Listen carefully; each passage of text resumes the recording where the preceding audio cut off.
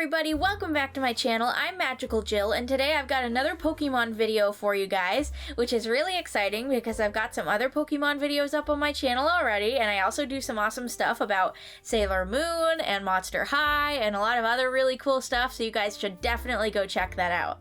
For today's video, I really wanted to talk about how Pokemon Stadium is now on the Switch and some of the problems that it has. So I have my husband here with me today, and first off, we kind of wanted to talk about how it's locked behind a subscription, and I thought he would be really good at mentioning this. So I'm going to take it a little further than you. You've said that you think the game has problems on the Switch. I think it's kind of pointless on the Switch. I don't really understand why it was released, because it's locked behind a subscription, you cannot buy it, and I know a lot of people are used to that, so they're going to be like, well, they're all that way. Yeah, I'm going to complain about it every time. I think it's silly. The Wii U used to let you buy these games on the eShop. You would go online, you could buy a DS game for $9.99 or $8.99 or whatever. You could buy a Game Boy Advance game. You could even buy some Wii games, you know? Those digital games were there, and you could buy them. Now, do I like physical more? Absolutely, but at least you could own those files. You would have that downloaded. It would be on your console. It's good. As is, these are pretty much just licenses to play the games. And yes, the digital files were that too, but it's a lot harder to revoke that license. They're not going to come, take your console out of your house because you have a delisted game. Yep. The thing with putting Stadium behind this is if they want to at any point, they can remove it from this membership program, and it is locked behind the Nintendo Switch membership. And if you're interested in learning more about how bad subscriptions are, actually, you have a video about that on your channel, I have don't a you? lot of videos about that kind of stuff. I did talk a little bit on Degenerate J about how frustrated Nate and I, that's one of my best friends, are with the Switch eShop, because pretty much everything's locked behind this. But again, before we even get into all the issues with this game, it's just worth mentioning you can't even own this game. You can't pay to download it or anything. Not unless you own a Nintendo 64 and you own the copy of Stadium, which, Correct. By the way, works better. Yeah, unfortunately, though, then you get into the problem of, cartridge degradation and other stuff. There shouldn't be any reason these games can't last forever at this point. They clearly have the files. So when you're relying on cartridges that can degrade over time and have technical issues, and they were not meant to last forever, N64 cartridges, it's frustrating that they now had a way to make this game last forever, and they blew it. They did blow it. And, something that's really sad is the biggest gimmick or reason to even play Pokemon Stadium on the Nintendo 64 was the ability to transfer your Pokemon from Generation 1 games, like Pokemon Red, Blue, and Yellow, but also Green in Japan. Yeah, and so because that gimmick is gone, so is a large reason to play Stadium. And I understand there's going to be people who think, well, no, hold on. Every Pokemon game, you can transfer Pokemon up from the last generation, but that's not the whole reason to play it, and if you're just playing it for that reason, you're missing the point. I get that, but this is not a mainline Pokemon game. This was designed as a companion game to Generation 1. It was designed with that gimmick in mind as one of the core elements of the game. Yeah, to enhance Generation 1 things. The biggest reason for it was so that people could take their Generation 1 Pokemon that they raised and loved and put special moves on and see them fight in 3D. That was the whole point. It would be super fun to do, right? And Jill, how did they do that? So the Nintendo 64 had a peripheral device called the Transfer Pack, which let you connect your Game Boy Pokemon games to Stadium for a wide variety of transfer features. Transferring Pokemon let you use these types of Pokemon in Stadium, like named Pokemon, Pokemon with specific moves that you taught them in the Generation 1 games. Okay, I want to stop right there, too. This is the biggest thing. Not only can you not use your named Pokemon. Now, most of us were not clever as children. Obviously, we'd name Charizard something like Charman or Fire Lizard or whatever. I've seen a lot of children-named Pokemon floating around on the trade system. They're not great, but it was still a very charming thing, especially back then, to take your Generation 1 Pokemon and see them on the big screen. I understand now with all these, console games that are now Pokemon games, after the 3DS era, seeing all these Let's Go Pikachu, Eevee, Arceus, Brilliant Diamond Shining Pearl, Sword Shield, all of these, Scarlet Violet. Yes, that's not as big of a deal to have your Pokemon on the TV, but it would still be a big deal to have your Generation 1 Pokemon on the TV.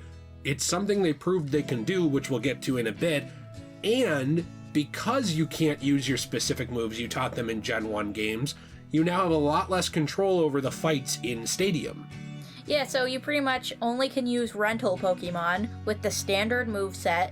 It's the level that they choose. You don't get to really pick anything about the Pokemon except what specific Pokemon you want to play with. Right, which at least you get to pick that, I understand, but you are not picking, like, you're picking a Charizard and it might have things like Fly and some other moves, locked on it. And you are not getting to pick your Charizard from Generation 1 that maybe has the moves you decided that would directly impact how these battles go. And the specific Charizard that you had a connection to. Right. So not only are you not able to use the one you have a connection to, you're also not able to just use a modified Pokemon for more strategy. Yeah, and that was pretty much the biggest point of Stadium, is it was supposed to be an enhancer, It was supposed to be something where you were able to bring your Gen 1 Pokemon to this. And it was supposed to be something that was really fun, and that was the whole gimmick. So when you take away the whole gimmick, what do you have left? Just the bare bones? A half of a game. Yeah. You also can't even really talk to Professor Oak much at all anymore in Oak's lab, because that was directly tied to the Game Boy. When you click on Professor Oak's lab, it just says, you don't have a Game Boy thing. There's a few different things in this game that you click on that'll just say you don't have a Game Boy. Yeah. And they didn't even bother to remove those options.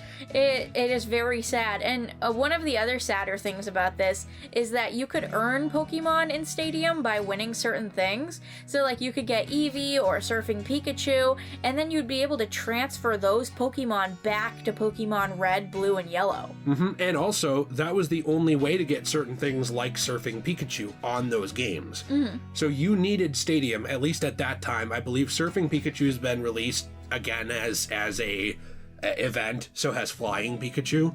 But at that time, Surfing Pikachu, the only way to get it was to play Stadium, and I believe you beat the Master Ball Cup for that one with Pikachu in your party.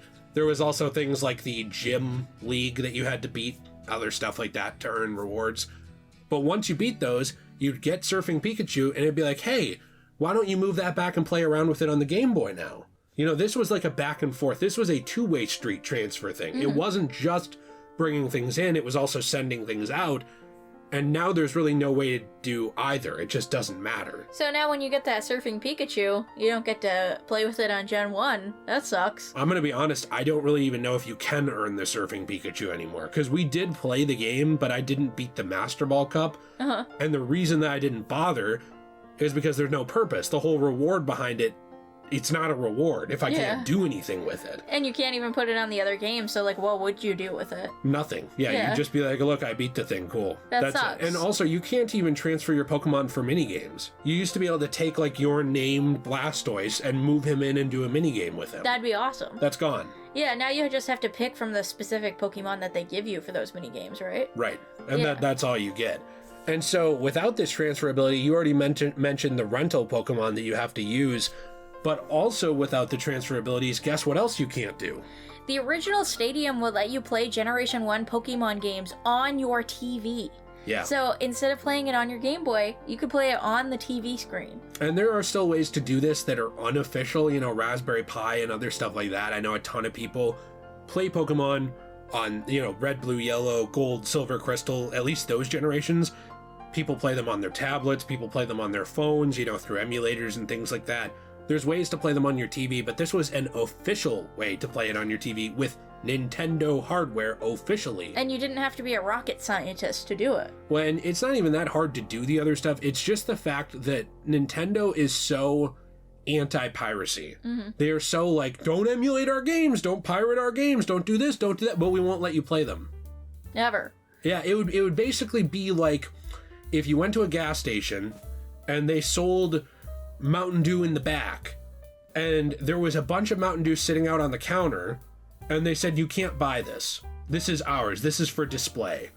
But you could also just walk into the back when no one's looking and take one. Yeah. Because they refuse to sell it to you, right? Yeah. It's kind of the same idea, and yes, I know that's stealing, okay? I get it. But my point is just, they have the resources to let you pay for it, and they won't let you pay for it. So then they get surprised Pikachu face, little applicable meme, when someone goes and takes it. It's like, you won't let me play Pokemon Crystal on my TV, so then somebody goes and gets a Raspberry Pi and they're playing it on their TV unofficially, And the Pokemon Company and Nintendo are like, what? How could they do this to us? And then they started doing the stupid subscription thing, too, with all of their older games, because they know it costs you an arm and a leg to get some of those older consoles or some of those older cartridges for games. I would argue that Nintendo is almost encouraging piracy on their older games by how they've handled this stuff. And the fact that they have the subscription for some of those games is really angering, because some of those games that is hidden behind a subscription now, you could buy the full game on the Nintendo and Wii U eShop. Well, yeah, or you could buy similar games, because I think they didn't bother to move a lot of the Wii U eShop ones to the Switch. Uh-huh. But they're from the same systems as ones that were. Does that make sense? Yes. Some Game Boy Advance games that are locked behind the subscription feature were buyable on the Nintendo Wii U, as digital files, digital games. They are now not purchasable. They're locked behind a subscription on the Switch. And guess what happened? The Nintendo Wii U store just happened to be shut down like a little less than a month before they brought these games to the Switch as subscription only. Kinda Isn't shady. that weird? Yeah. Isn't that odd that the thing shifty. where you could buy them is gone now? That's how I feel about Stadium, because not only is it locked behind this subscription, but also it's half of what Stadium was. I did also want you to talk a little bit, Jill, because you wanted to talk a little bit more about how this is possible, because it's not just we're asking for something impossible with the transfers. They've proven you can move Generation 1 Pokemon all the way up to the Nintendo Switch from the 3DS. Yeah, so here's the thing. They were too lazy to patch this game. So they could have patched this game to work with Pokemon Home at the very least, because they have made it so Gen 1, you can have Pokemon all the way from Gen 1, go all the way up through Bank, all the way up through Home. And then that would make it so Stadium actually worked again, you know? And it's not like they couldn't just say on Home, oh, well, certain Pokemon from the newer generations wouldn't work on this game. They could very easily say that, because there's plenty of Pokemon that you see on the icons down below on Pokemon Home that say, like, this Pokemon can't be transferred to Sword and Shield, or this Pokemon can't be transferred to Let's Go Eevee. Almost nothing can be, but like everything I click on is like it can't be transferred to Let's Go Pikachu or Eevee, so I don't even know why those are on there, but yeah. So it's not like they don't have the capability to just say, yeah, Gen 1 Pokemon on Pokemon Home can be used in Stadium. That would be awesome. There's also a database of what moves did and did not exist at any given time. Yeah. You know, so if I go and I try and move, I mean, they even had this with Generation 1 and 2 Pokemon. Like, if I went and tried to move a Pokemon with moves that didn't exist to a game where those moves didn't exist, anytime you could have the ability to do that, it wouldn't let you throughout all the generations, because it would say, hey, look, this Pokemon's incompatible. You have to go delete the move, you know, whatever. Or you have to go remove this HM move, Fly. You have to go delete that in order to transfer that Pokemon. It's always been that way. They've shown they can do that since way back. There's no reason they can't. So we're not even asking them to make the 3DS compatible with the Switch, even though that probably should have been done. It would have been awesome. And the PSP was compatible with the PS3, just mentioning, and the PS Vita was compatible with the PS4. So Sony showed you can interlock your handhelds with these things. Nintendo made the Game Boy Advance and SP compatible with the GameCube with a transfer cable with a link cable. And the Game Boy obviously was compatible with Nintendo 64 because of this game. Yeah, the original Game Boy was. And also, might I mention, well, the Game Boy cartridges were, but also might I mention, the Wii itself, you could, on Pokemon Battle Revolution, copy your Pokemon from games like Diamond and Pearl to Pokemon Battle Revolution on the Wii wirelessly using the DS. And then you can play with them on your TV. Yeah, that's awesome. This is something they've done before a lot of times. So my point is just, we're not asking for anything new. We're not asking for them to put Arceus in Pokemon Stadium. We are just asking for what Stadium could do originally. And they've shown that they can do that. And you know what is really upsetting about all of this? Let's say that they did give the capability, you know, to make it so your Pokemon from Pokemon Home could go into Stadium. Sure, let's pretend that happened. Right, the original 151, at least. So, if you played the Gen 1 game, let's say like on your 3DS, and then you wanted to put those Pokemon onto Bank and move them up to Home to be able to play them on the new Stadium game on Switch, well, the Nintendo eShop is shut down, so if you didn't download Bank about a month ago, You can never have it now, and you can never transfer those Pokemon up to home anyway. You'd have to download it unofficially. Yes. Yeah, you'd have to... I don't know if the term is still jailbreak, but essentially you'd have to jailbreak your 3DS. Pretty much. And unlock the console and download things via USB or like micro SD card or whatever. Yeah. So I think we've pretty much unlocked the reason here that they didn't even make it compatible with home is because they knew that Generation Pokemon would be stuck on Bank, and they didn't want to have to make a way for you to be able to download Bank without the eShop being running. Because they just don't care. But what's frustrating to me is there's there's at least thousands of 3DSs out there with Bank on them. Mm-hmm. And people had warning and time. That's true. You know, it was like, hey, like, I think the eShop shutdowns for the 3DS and Wii U were pointless. It's a drop in the bucket to Nintendo. They could have kept it open. I'm not arguing. They should have. And I'm not arguing they should have shut it down. My point is just, they did. We all knew they would shut it down. They announced it basically a year in advance. That's a long time that we knew it was coming. And still, despite the fact that everybody was rushing, like, we got ourselves 2 3DSs that we put Pokemon Bank on, for example. Uh-huh. Despite giving people that time, giving people that warning, and saying, hey, if you ever want to play the old Pokemon games and move your Pokemon up, you got to do this.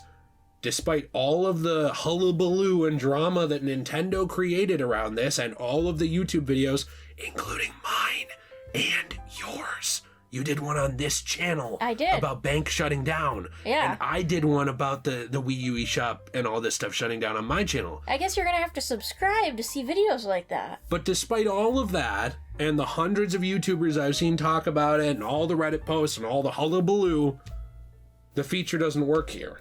So it's like, what was the point of all of that? I get it'll work on Scarlet and Violet eventually when Pokemon Company gets around to it and Game Freak gets around to it. Cool. Except they were supposed to have Scarlet and Violet work on Pokemon Home at the beginning of this year. It's April. And that's a whole nother can of worms where like everybody's done playing Scarlet and Violet and they don't care anymore and now it'll become compatible. Yeah. Which is really silly to me. That is ridiculous. Same with Sword and Shield, where Sword and Shield was like there was no national decks and like not that many Pokemon and a lot of people passed on it, and now that it has Pokemon, nobody plays it. Yeah. You know what I'm saying? It's like, really sad. You're waiting too long to make these things compatible, but regardless, all of that aside, they caused all this drama and uproar around it and people being worried about missing out on games, and they can't even have the decency to release this game and reward the people who did go out of their way to download those things and did go out of their way to make sure they wouldn't miss out. Yeah, and they've inadvertently punished future fans, too, by doing a lot of this crap. Right, because you're gonna have to jailbreak your 3DS in order to actually get compatibility with later games. But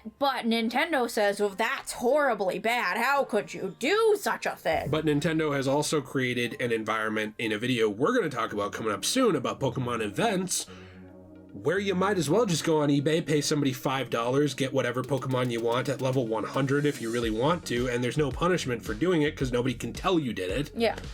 So, like, they've created a lot of secondary markets that are not through official channels, but Nintendo hates unofficial channels. They hate modding. Look what they're doing to that channel with Point Crow, where they're going after him for Zelda stuff. For no reason. They hate unlocking your consoles. They hate jailbreaking stuff. They hate downloading games illegally. But then they don't let you buy most of this stuff. They hate emulation, but they won't make their newer systems able to play everything. You get what I'm saying, Jill. The point is that Nintendo will put a bouncer at the front entrance, and then there'll be shocked Pikachu face when someone goes around back and goes in anyway. So long story short, if you enjoy hearing us complaining about Nintendo, because we are not Nintendo shills on this channel. I like Nintendo. I really love the stuff they make. If I didn't love the stuff they make, this wouldn't bother me. Seriously, if this was EA, I would just laugh at EA and say, screw EA, they suck. Yeah, pretty much. I'd just be like, okay, I guess I'll just play what I have left of The Sims 4 and The Sims 3 and call it a day. I care because this is unfair to fans, unfair to people who went out of their way to do all this stuff to get access to these features. Unfair to the biggest franchise in their thing. Unfair to the workers, the creative minds behind Pokemon. You think the people like designing Pokemon, you think the guy who came up with Arceus, you think he wants you not to be able to play with Arceus on a game? You think he wants you to not be able to have fun? No. No, those guys love this stuff. Those developers, it's not even really on them. It's on the people at the top. Yeah, the corporate people. And we hate corporate. We hate corporate. We hate corporate. The Office. It makes me sad because it's not just people will say like you're entitled. That you just care about you. Of course I care about me. I also care about all the other fans who love this stuff, and I care about the people who put their blood, sweat, and tears and overtime and unpaid overtime in a lot of cases with video game companies into making these dang games that are then bottlenecked by executives and faceless corporation level decisions that really aren't good for anybody and are made by out-of-touch 80-year-old men and their legal teams. A lot of video game workers are being pushed to very upsetting points. And being pushed to going into indie games. Yeah, to be able to get these games out on time. A lot of them stay up all night and they act like that's a rite of passage and stuff. We can make a whole video talking about that too. And then it ends up these games, stop being played after a couple of months because they made them like stupid live service or stuff like that and people get bored of them. And then they don't even make it so you can long-term enjoy the game by transferring Pokemon and stuff like that. Well, and I think Stadium shows that Pokemon is going more live service. Like you look at the events, we'll make a video about that. You look at all of this stuff around Scarlet and Violet and the home compatibility and everything. Pokemon is becoming very reliant on the internet, but without the benefits that were promised when it was going to be. Yeah. The benefits promised were going to be it's easier to move your Pokemon. You have more compatibility, more capability, more connection. But you go on the Nintendo Switch, you go on, Scarlet and Violet, you tried to trade Pokemon, it fails a lot. It kicks you out of the trade room a lot. There's no home connection. You get what I'm saying? Like, yeah. My point is just they are moving more and more towards this connectivity, the nightmare side of it, without the positives of it, and the people being punished are the creatives and the fans. They're doing a terrible job. And that's kind of why we wanted to make some of these videos talking about Pokemon, because we love Pokemon, and I love a lot of other Nintendo franchises like Animal Crossing, and I want to make videos about these things, talking about how unfair Nintendo is being to the fans, all of the things I like and don't like about these games. I have a lot of video ideas that I'm really excited to make, so you guys should subscribe and leave a like and tell me in the comments what you think of all of this Stadium business, because I think it's really sad. The fact that they didn't even bother to patch this game and make it work with home, that's really lazy to me. It genuinely just bums me out. And now people are saying, well, what about Stadium 2 if that comes out? I don't even care. No, I feel like I don't even care either if they don't care about the first one. Not really a point. And if all of this was done as just a publicity stunt so that they can bring Gen 1 to the Switch as digital subscription games and then unlock this feature, that's even worse. Mm-hmm. So I'm done complaining. It really bums me out because I love these games. So I wanted to say thank you all for watching this video. Me and my husband really appreciate it. We really hope you subscribe. And really short before you go, I have an awesome website called EnchantedGlamor.com. That's Enchanted, GLAMOR.com. Or MagicalJill.com. Why don't you mention a little bit what I make on Enchanted Glamour? Jill makes very wonderful resin keychains, also coasters, and finally trays, which are very, very pretty and beautiful. There's a lot of different examples of those using repurposed comic books and manga that are damaged that can't be resold to people. This keeps them out of landfills and puts them on your desk so that you have a wonderful, beautiful memento, maybe of one of your favorite characters or something else, encased in a very creative layer of resin that I think is very cool. Yeah, so to reiterate, the resin isn't recycled. The comic book or the manga that I put in it is recycled, which is really awesome. Because otherwise this stuff just gets thrown out. And unfortunately, we've been at comic book stores. A lot of them don't recycle the stuff. They just chuck it in the trash. The other day we were at a comic book store, and I don't want to go too off topic here, but I literally heard one of the workers say, "Should we just throw this out?" And the other guy said, "Yeah, just throw it out. We can't sell it anymore." Yeah, it's very unfortunate, but I will say you also do create very beautiful jewelry. You have a Miracle Romance collection, which you're working on right now, which is inspired by TJ4J, as I call it, but also Sailor Moon. Yeah, it's inspired by animes that I really love, and the reason I called it the Miracle Romance Collection is because that's actually the Sailor Moon theme song, so I thought it would be really cool to be slightly inspired by animes I enjoy and put some of my anime stuff in that section that I'm making. So I make lots of cool earrings and necklaces and stuff, and more stuff's going to go in that collection, so I hope you guys check that out because it's going to be really awesome, and I can't wait to see you guys in the next video. Bye!